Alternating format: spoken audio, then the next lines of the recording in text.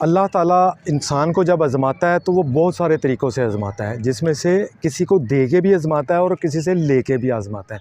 ये अल्लाह की आज़माइश के तरीक़े हैं, ये अल्लाह ताला के इम्तिहान है। अल्लाह ताला बाज़ दफ़ा किसी को देता है तो फिर देखता है कि ये कैसा इसका रवैया है, और कभी किसी से ले के आज़माता है कि इसका रवैया कैसा है। इस टॉपिक पर बात करते हैं। मेरा नाम है कामरान सईद। एक दफ़ा एक बादशाह ने अपने वज़ीर को कहा, तुम्हारे पास 1 महीने का वक्त है, या तो मेरे 3 सवालों के जवाब दे दो, और अगर मुझे 3 सवालों के जवाब दे दोगे तो आधी सल्तनत तुम्हारी, और अगर तुम जवाब ना दे सके तो मैं तुम्हारी गर्दन उतार दूंगा सर से। वज़ीर बड़ा परेशान हुआ कि मैं बादशाह सलामत आज सुबह उठा हूँ, बड़ा अच्छा दिन था, तो ये क्या मुसीबत हो गई।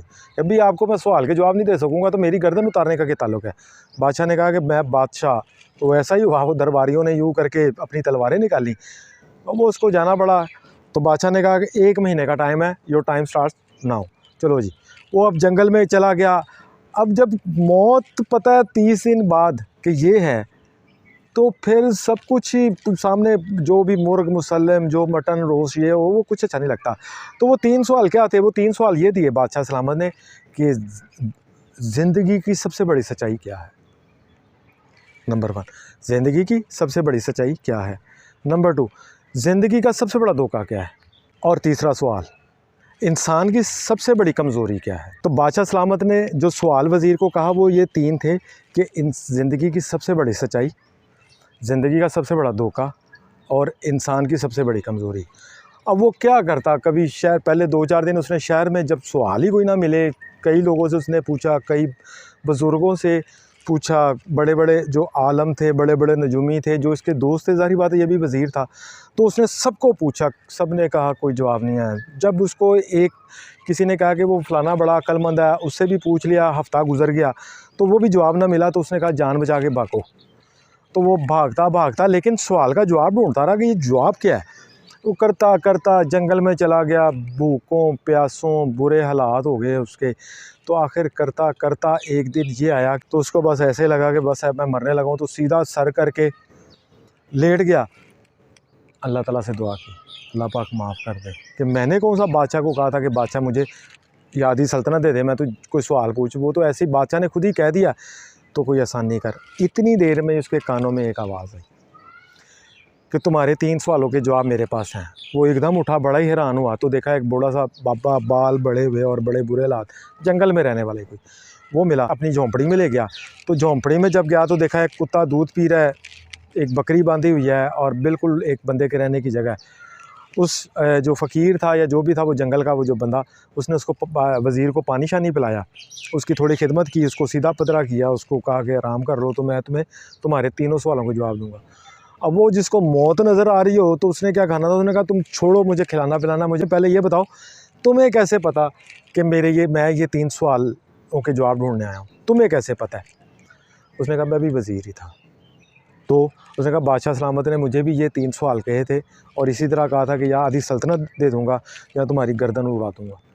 तो कहता फिर क्या, मैंने वो 3 सवालों के जवाब ढूंढ लिए थे। तो कहते ऐसे ही तुम मुझे पागल बना रहे हो, अगर तुमने वो 3 सवालों के जवाब ढूंढ लिए थे तो ये जंगल में क्या कर रहे हो, आधी सल्तनत इंजॉय करते तुम, ऐसे ही पागल बना रहे हो। उसने कहा नहीं, मैंने चूँकि मुझे वो 3 सवालों के जवाब मिल गए, तो मैंने फिर वो 3 सवालों के जवाब जब मुझे मिल गए तो मैंने बादशाह को बताया, और उसकी आधी सल्तनत का भी पेज फाड़ के बादशाह को कर दिया कि बादशाह सलामत, मैं आपकी वजारत भी छोड़ रहा हूँ, ये ज़िंदगी के मामलात भी छोड़ा और जंगल में जा रहा हूँ। तो इस तरह ये हुआ। उसने कहा अच्छा फिर बताओ, मेरे वो तुम्हें 3 सवाल पता भी है, मुझे उसका जवाब जल्दी जल्दी बताओ। कहता नहीं, 2 सवाल के जवाब फ्री हैं, तीसरे सवाल की कीमत है, वो तुम्हें कॉस्ट पे करनी पड़ेगी, तो मैं तुम्हें उनके जवाब दूंगा तीसरे सवाल का। उसने कहा अच्छा पता जाओ। उसने कहा देखो, सबसे पहला सवाल है कि ज़िंदगी का सबसे बड़ा सच क्या है। तो ज़िंदगी का जो सबसे बड़ा सच या ज़िंदगी की जो सबसे बड़ी सच्चाई है ना, वो ये है मौत। हर शख्स को मौत आनी है, अमीर है, गरीब है, बूढ़ा है, जवान है, बच्चा है। आने की तरतीब है, जाने की तरतीब कोई नहीं है। आने की तरतीब है, दादा आएगा, बाप आएगा, इस तरह की तरतीब है, लेकिन जाने की कोई तरतीब नहीं है। पता चले दादा है, पोता पहले ही निकल गया, अल्लाह ताला का निज़ाम है। दूसरे सवाल का जवाब, ज़िंदगी का जो सबसे बड़ा धोखा है वो ज़िंदगी ही है। ये ज़िंदगी ही एक धोखा है। बंदा पता नहीं अपनी ज़िंदगी लिए क्या क्या करता रहता है, लेकिन पता कोई नहीं उसने मरना कब है। एक लम्हे का भी नहीं पता कि उसने कब मरना है। उसने कहा तीसरा, वो मोमेंटम बना था, उसने कहा तीसरा सवाल, उसने कहा भाईजान तीसरे सवाल की कीमत है, कॉस्ट है, वो पे करें। उसने कहा मैं तो बिल्कुल गरीब सा बंदा हूँ, तो मैं आपको क्या कीमत दे सकता हूँ। उसने कहा बहरहाल इसकी कीमत है, मैं आपको बताता हूँ क्या कीमत है। उसने कहा हाँ हाँ मुझे बताएं। उसने कहा जी तीसरे सवाल के जवाब की कीमत है ये जो कुत्ता दूध पी रहा है ये आप ही हैं। वो वज़ीर था, उसने कहा जा कम कर, ऐसा नहीं हो सकता। उसने कहा ठीक है फिर जाओ मरो, बादशाह तुम्हारा इंतज़ार कर रहा। वो फिर भी वज़ीर था, उसने कहा पहले बाहर गया, चक्कर चुक्कर लगाए, मौत कबूल कर लूँ। मौत बस ऐसे कहना ही आसान है, अल्लाह ताला सबकी मौत आसान करे। तो आखिर उसने फ़ैसला किया, उसने आके जो कुत्ते का दूध पी रहा था वो पिया वज़ीर ने। तो जब उसने पी लिया दूध वज़ीर ने, तो उसने वो फ़कीर को कहा कि अब मुझे बताएं तीसरे सवाल का जवाब। उसने कहा तीसरे सवाल का जवाब भी यही है, इंसान की गर्ज़ उसकी कमज़ोरी है। इंसान की जो सबसे बड़ी कमज़ोरी है वो उसकी गर्ज़ है। इंसान बाज़ दफ़ा वो काम कर लेता है मजबूरी में आकर कि जो वो कभी ज़िंदगी में नहीं सोचता। बहुत दफ़ा ऐसा मेरे साथ, आपके साथ। मैं आपको एक स्टोरी सुनाता हूँ, सच्ची स्टोरी है कि एक दफ़ा किसी बड़े एमएनए या मिनिस्टर के बेटे के हाथ से किसी गरीब का बेटा कत्ल हो गया। केस अदालत में चला गया, उसको वज़ीर के बेटे को, या वो जो भी था उसके बेटे को सज़ाए मौत हो गई, अदालत ने सज़ाए मौत दे दी। अब जो वज़ीर था उसने कहा मैं वज़ीर, मैं फ़लाना, मैंने नहीं माफ़ी मांगनी। सब ने कहा कि चौधरी साहब माफ़ी मांग लें जाके, तो वो उसने कहा नहीं ये नहीं वो। लेकिन मौत, बेटे की मौत, आप अल्लाह माफ़ करे सबको अपनी औलाद के दुखों से बचाए।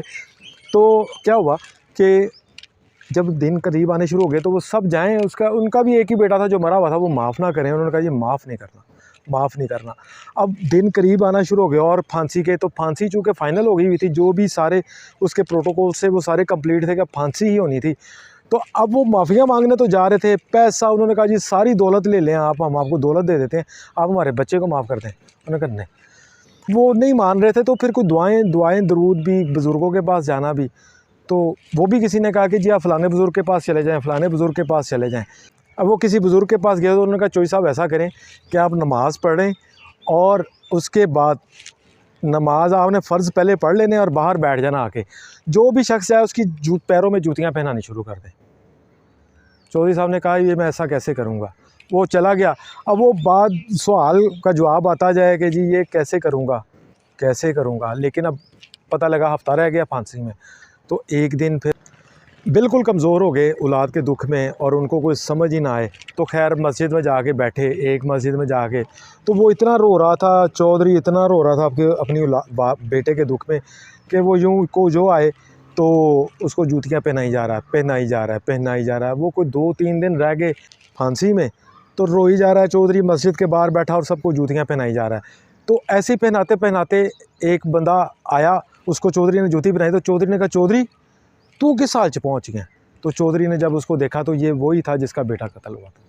तो चौधरी ने उसके वहाँ पैर ही पकड़ लिए, उसने कहा कि मेरे बेटे को माफ़ कर दो। आखिर इंसान था, अल्लाह पाक ने उसके भी दिल में दर्द डाला ही हुआ था, तो उसने चौधरी के बेटे को माफ़ कर दिया। इंसान की गर्ज़ कहाँ तक पहुँचा सकती है। तो इस वजह से माय फ्रेंड्स, अल्लाह से हर वक्त डरते रहें, अल्लाह से डरें, अल्लाह से करें माफ़ कर दे। नबी पाक सल्लल्लाहु अलैहि वसल्लम रोज़ पता नहीं कितनी दफ़ा इस्तिग़फ़ार करते थे। नबी पाक सल्लल्लाहु अलैहि वसल्लम को इस्तिग़फ़ार करने की ज़रूरत थी नहीं थी। अल्लाह से डरते रहना चाहिए, अल्लाह से डरें, अल्लाह पाक माफ़ कर दे। पता नहीं क्या हमसे क्या ऐसा हो जाए कि अल्लाह ताला नाराज़ हो जाए, तो अल्लाह ताला से माफ़ी मांगते रहें, अल्लाह ताला से डरें, आजिज़ी में रहें।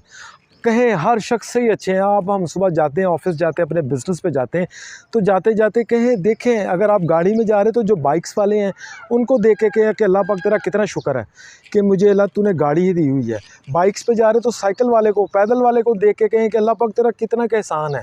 अल्लाह ताला से बस हर वक्त अल्लाह से मांगते ही रहें, अल्लाह ताला आसानियाँ कर देगा।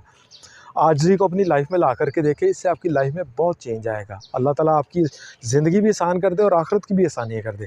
और एक छोटी सी गुजारिश, आज से अपने माँ बाप, बहन भाइयों, अजीज़ और दोस्तों के साथ अपना एटीट्यूड बेहतर करें, इससे भी आपकी लाइफ में बहुत चेंज आएगा।